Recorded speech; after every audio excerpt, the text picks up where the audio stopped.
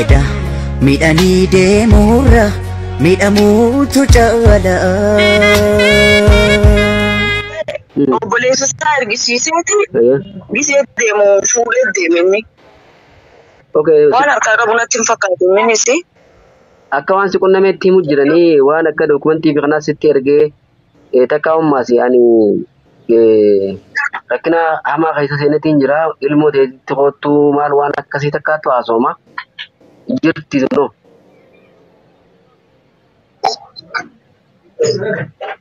Wanni jiru ani kaleessa rafuun ture guyyaa. Ayyee. Nuti halkan teenya Masriidha. Waan rafna. Taan arra fusanii faayila mucaa ka Jarman jechuu. Dhaloota isaatiis waraqaa isaa jechuu qachi. Hasaatis. Narratti ergeeti. Ani miidhamuu fi deemaa barreeffama jala barreessee.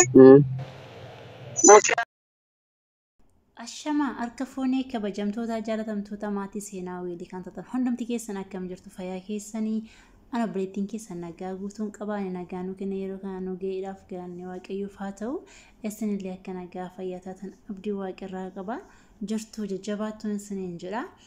Egaa har'a waa qabadhee nu fedhu dhugaa dubbachuudhaaf wantoota miidiyaarra deemanii fi wantoota akkasii tasa dubbadhee sin beeku irrattis immoo yaada kenneen beeku maaliif yeroo hundumaa yaadni qabatamaaf dhugaan dubbatamu hin jiru hundumtuu yaada mataasaa dubbata waan ta'eef har'ammoo buleettii keenya ishee boqotte kanarrattis obboleessa keenya isa dogoggoree isa saatoo nama biraas haa ta'u lubbuu mucaa kanaa baasee irratti waa dubbachuun dhufe innis duraan dursaa obboleettii keenya ishee boqottee fi waaqayyo jannata ishee haqannaasisu yookaan immoo mirga qulqullootaa ishee haqannaasisu hin jedha. Itti aansuudhaan obboloota koo hundumti keenya yeroo baay'ee waan baay'ee irratti nariifan hundumtuu oduu adda addaa odeessa. Garuu dursa kan hundumaa beeku waaqa qulqulluu qofadha. Waaqaa fi abbaa ajjeese sanadha. Nuti garuu yeroo baay'ee informationii adda fuuna kunoo yeroo namni lubbuun darbu waan nuti qonneen baaseen hin jiru. Yeroo wal cabsuudhaan wal leeyyuudhaan yookaan immoo wal kuffisuudhaa fi iddoo guddaa qabna. Garuu wal kaasuu yookaan immoo wal cimsuudhaaf wal jabeessuudhaaf dhugaa dubbachuudhaaf gadaanummaa qabna siniin jedha. Kana gaafan jedhu du'a obboleettii koo baay'ee na gaddisiiseera. Garuu etuu isheen hin du'iin warroonni viidiyoo sana dhoksan yookaan sagalee sana achiifachi deddeemsaa turan maaf hin beeksisiin eegga isheen boqotte maal ijji gadi baasu. Ammas immoo obboleessi keenya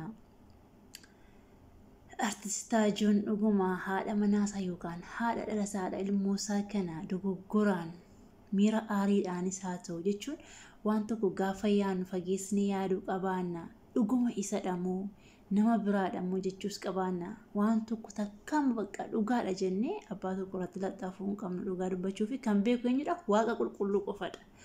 Kanaafiyyuu obboleettii keenya ammas irra deebi'uudhaan jannata ishee haqannaasisu hin jedha dhugaa dubbachuudhaaf barri baranaa maal akka inni baatee deemu hin beeku ana dhugaa jechuun bara haaraatti galle gaafa jennu immoo namni haadha manaasaa kan akkamittiin akka ta'e hin beeku namni guyyaa tokko maaddii tokko irraa wajjin nyaatee jiru nama dhiba dhugaa dubbachuudhaaf namni haadha ilmoosaa yookaan foon tokko ta'an jiraachaa turan yeroo inni dogoggora seexanaasaa ta'u miira biraa keessa saasaanu jechuun kanatti dubbachuu yookaan immoo yaada kennu nama wallaalchisa dhugaa dubbachuudhaaf waama deemaa jiru kana wallaalee dhugaa dubbachuudhaaf yoo darbee daa'ima xixiqqoo xobbee kan fiiganii hin quufne kan taphatanii hin quufne yeroo hojjettuun manaa dhabamsiistedhanii baay'eetu gaddaa jirru gaddarratti immoo gaddinuu dabalameen siniin jedha dhugaa biratti gammachuu waaqayyoon dhageessisu hawweeraan dhugaa dubbachuudhaaf jechuun yeroo kana ta'u ajandaa kana dhufa yeroo kana ta'u ajandaa kana ta'a. Kanaafiyyuu waan hundumaafiyyuu waan mirkaneeffachuun gaariidha gaayis dhugaa dubbachuudhaaf jechuun viidiyoo deemsifachuu yookaan viiyuu laayikii guddifachuu irraa waa hubachuudha bakka fageessanii yaaduu bukkee lamaaniin ilaaluu dubbiin kun akkam ta'edha obboleessi keenya yoo akkam ta'e dogoggoree isheen maal gooti kan jedhudha. Ta'us garuu murtii du'aa irratti fudhachuu hin qabaatu. Dhugaa dubbachuuf murtii baay'ee jira anaaf abbaa manaa gidduu garuu murtii du'aa jechuun dogoggoreessaa ta'uugaa obboleessi keenya kan isheen duutee boqotteetti innis du'arra hin jiru dhugaa dubbachuudhaaf manadhaa seen jechuun ilmoo isaanii dhabuun isheen duute takka duutee boqottee inni immoo leeyya'uu yookaan ceepha'uu sammuu isaa wajjineen manadhaa keessa taa'uun qixxeessa du'eedha dhugaa dubbachuudhaaf.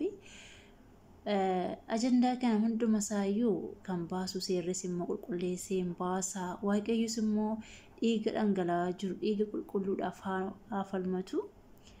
Akkasumas immoo nutis immoo waa tokko hubannee jechuun erga ta'eetii waan arge qotanii gadi baasanii maqaa nama balleessuu maqaa nama yakkuu irraa duubattuuf deebinee taragaaggaanii yaani maaltu ta'e dhugumadha kamtu qabatamaadha kamtu sobaadha jennee adda baafachuun barbaachisaadhaan siniin jedha.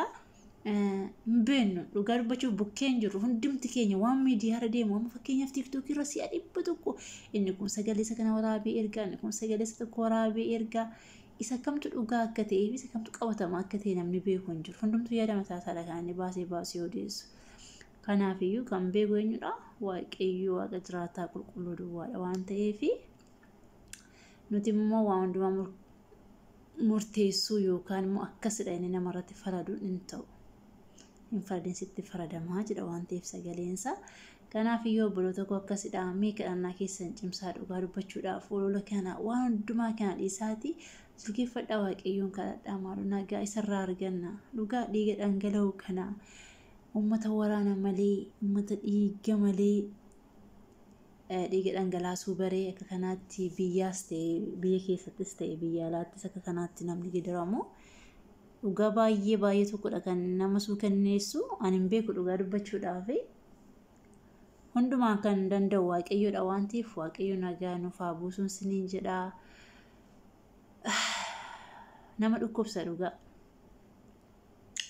ilmoon haadha malee abbaa malee guddate gaafa ta'u waaqayyo inni kaan ilmoo dhabeetu waaqatti gungumaa inni ilmoo qabu immoo harkaan dogoggoree yookaan immoo jisee xanaadhaan dogoggoree kun ilmoo isaa gatee inni kaan godaansa biyyattii irraadhaa inni kaan immoo gara mana hidhaatti umurii isaa guutu waaqayyo hundumaa kan waa oshuu geenuunaa jiru dhugaa dubbachuudhaaf baay'ee cimaa waamti deemaa jiru baay'ee cimaa abaarsa maaliif akka nuun ba'aa jiru cubbuu maaliif akka nutti faradaa jiru waaqayyoon beenu hunduma isaafiyyuu abbaa dhiifamu nuuf haa godhuun siniin jedha. Hundumaa dursa egaa obsuun barbaachisaadha waa tokko immoo tasgabbiidhaanii utuu murteessiin dura kamtu dhugaadha kamtu sobadha jennee oofuu qabaanna abaluudha jechuun utuu argeen cubbuu lammaffaa dabalachuudha jechuudha. Yaadan qabu har'a kanumadha hordoftoota koo warroonni maatiinaaf hin taane subscribe gochuun gara maatii kootti dabalamaan siniin jedha. Hundumaafiyyuu waaqayyo waan hundumaa danda'a biyya keenya nagaa godhu lammii keenya nagaa nu haa godhu nunis warra biyya ormaa jirru nagaan gara biyya keenyaatti nu haa gashu warra biyya keenya jirus immoo nagaan nu haa eegsisu.